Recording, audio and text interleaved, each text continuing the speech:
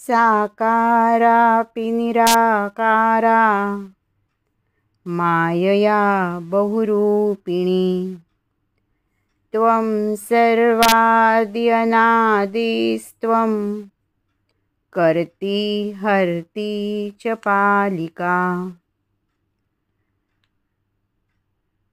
इति श्री कालिका स्तोत्रम।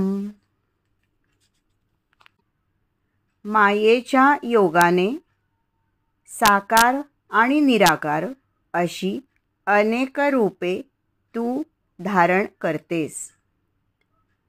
सर्व जगाच्या आणि सर्व प्राणीमात्रांच्या अगोदर तू आहेस, तुला आरंभ मात्र नाही।